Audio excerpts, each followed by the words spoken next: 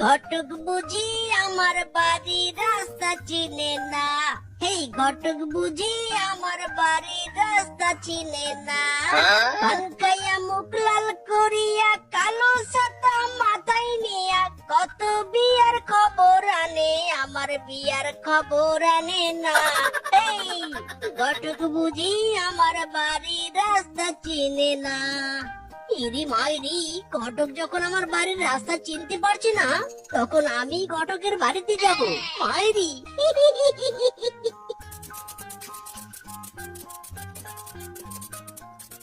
এই মিসকে, কোথাও যাবি নাকি? চল চল, তোকে রিক্সায় পৌঁছে দিই। ইরি মাইরি, হ্যাঁ যাবো তো, ঘটকের বাড়িতে যাব। রিক্সা নিয়ে এসেছিস, ভালোই হয়েছে। দাঁড়া দাঁড়া, তোর রিক্সায় উঠে বসছি। সোজা ঘটকের বাড়িতে নিয়ে যাবে কিন্তু। এই হেইও, এই হেইও। ইরি মাইরি রে, উঠতেই তো পারছি না। এই মিসকে, তুই এত খাটো, সামান্য রিক্সায় উঠতে পারছিস না? দাঁড়া, তোকে কোলে করে রিক্সায় উঠিয়ে দিচ্ছি। মনে হয় জন্মের পর তুই প্রোটিন কম পেয়েছিস, তাই খাটো হয়ে গেছিস। ইরি মাইরি, ফিসকে একদম এর কি করবি না। রিক্সায় তুলে দিলে দে, নয়তো আমি হেঁটেই চলে যাব।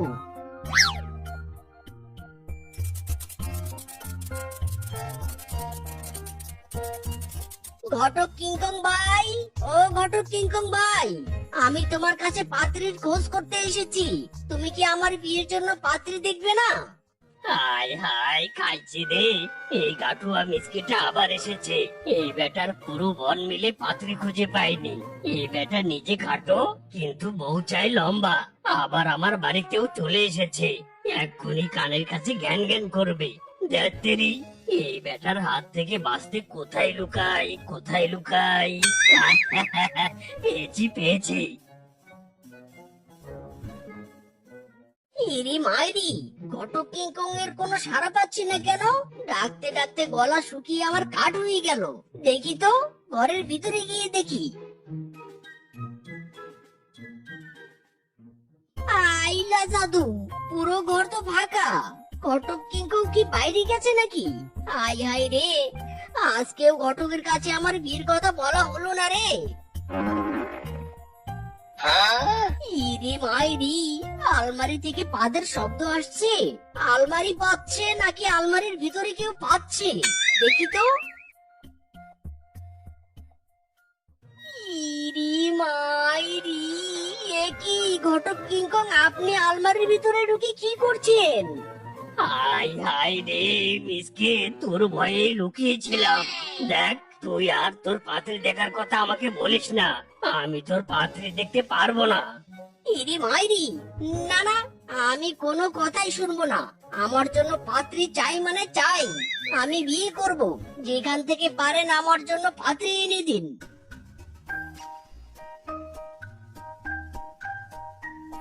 ও ঘটক বাবা জীবন,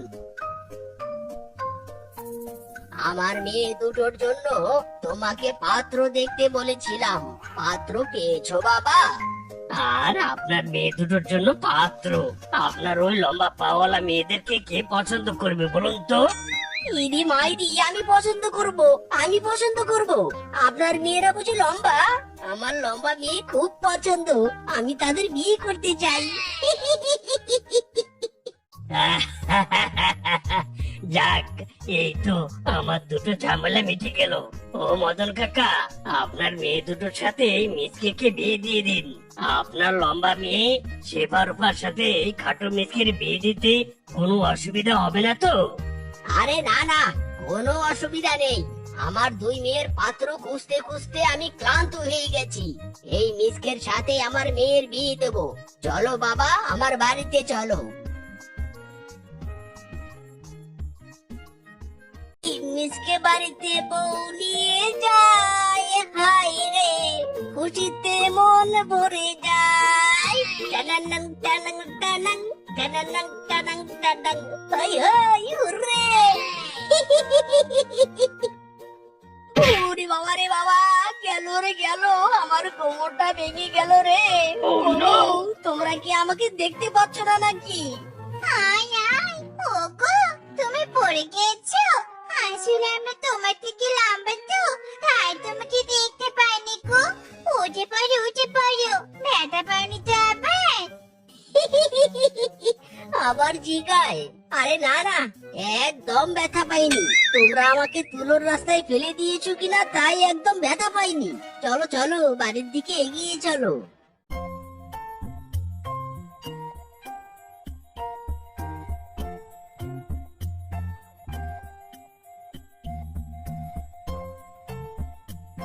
আয় আয় যে, কি রে কাটুয়া মিচকে, তোর চেয়েও দেখছি তোর বউ লম্বা। বাবা, অবশেষে লম্বা বউ খুঁজে পেলি তাহলে। আমি খাটো হতে পারি, কিন্তু আমার দুটো বউ লম্বা। কেউ যদি এবার আমাকে খাটো বলে, তবে আমার দুই লম্বা বউয়ের গর্বে গর্বিত হব। কেউ আর আমাকে অপমান করতে পারবে না।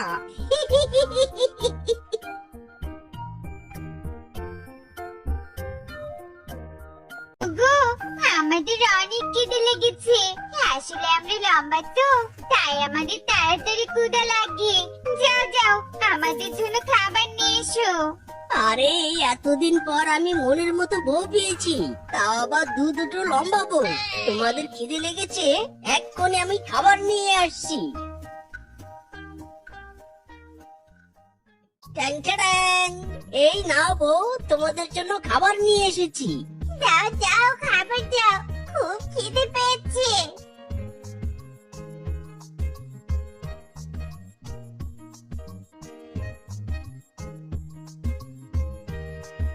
ওগো, আমাদের একটুও খিদে মেটেনি।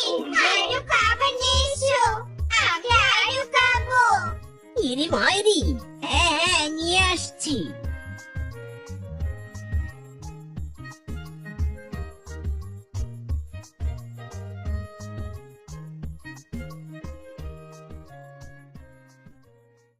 ওগো, আমাদের খিদে এখনো মেটেনি।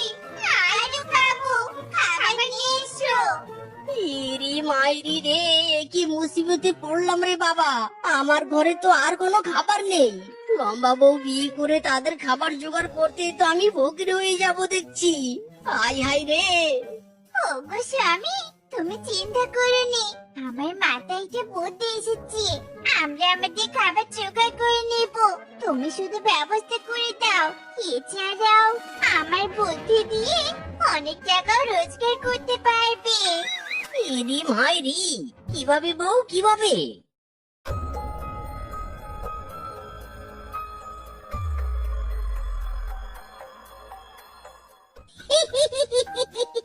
বাবা, দারুণ বুদ্ধি দারুণ বুদ্ধি। ওগো বউরা আমার, দাঁড়াও দাঁড়াও, এক্ষুনি ব্যবস্থা করছি। একটি বিশেষ ঘোষণা, একটি বিশেষ ঘোষণা। শোনো শোনো বনবাসী, সবাই শোনো। আমার দুইটা লম্বা পাওয়ালা বউ আছে। তোমাদের যদি কোনো উঁচু জায়গা থেকে কোনো জিনিস পেরে আনতে হয়, তবে টাকার মাধ্যমে আমার বউদের ডেকে নিতে পারবে। আমার বউদের টাকার মাধ্যম হলো মোবাইল ফোন। মোবাইল নাম্বার হলো 019444414144444। এই নাম্বারে কল করে আমার বউদের কাছ থেকে সাহায্য নিতে পারেন। প্রতি সাহায্য মাত্র 500 টাকা মাত্র। এরি মাইরি বউ, কোথায়? তোমার বুদ্ধি তো কাজেই আসছে না। এখনো একজনও ফোন কল করছে না, আর তোমাদের কাছ থেকে সাহায্যও চাইছে না। ওগো, ধৈর্য ধরো, নিশ্চয়ই কেউ না কেউ কল অবশ্যই করবে। এই তো ফোন বেজে উঠেছে। ইরি মাইরি, হ্যালো, দুই লম্বা পাওয়ালা বউয়ের স্বামী মিসকি স্পিকিং।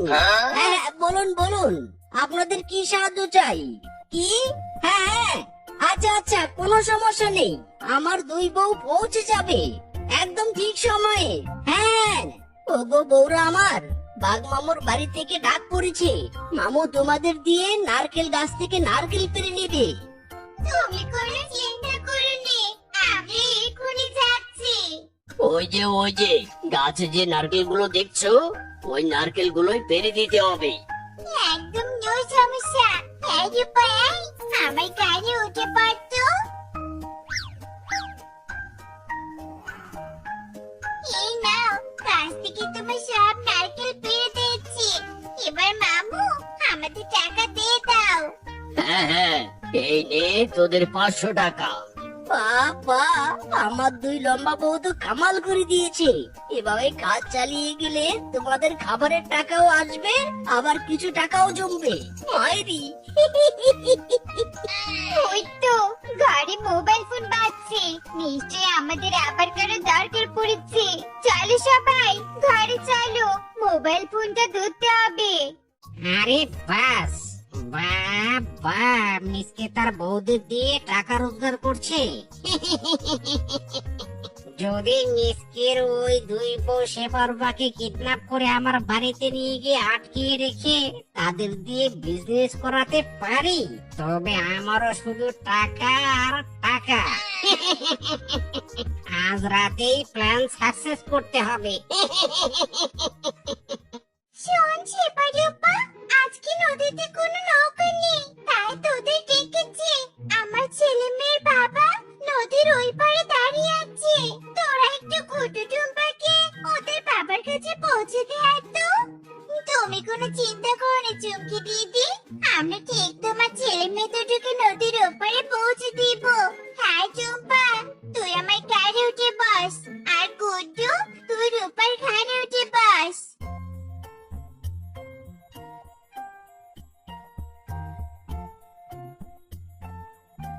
আমার বাচ্চাদের ঠিকভাবে পৌঁছে দিয়েছিস তো? এই নে টাকা। হ্যাঁ হ্যাঁ, ভালোভাবে পৌঁছে দিয়েছি। শেফা চল।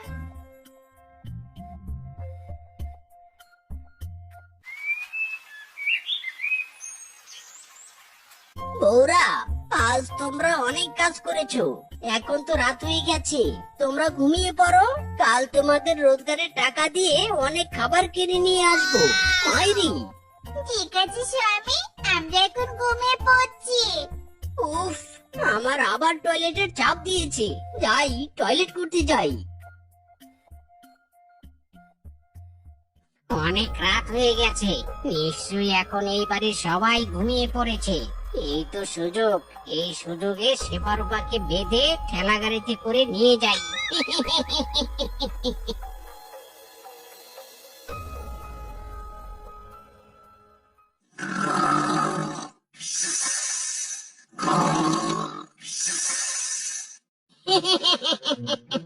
এই তো এরা দুজন ঘুমিয়েছে, এই সুযোগে এক্ষুনি দুজনকে বেঁধে ফেলি।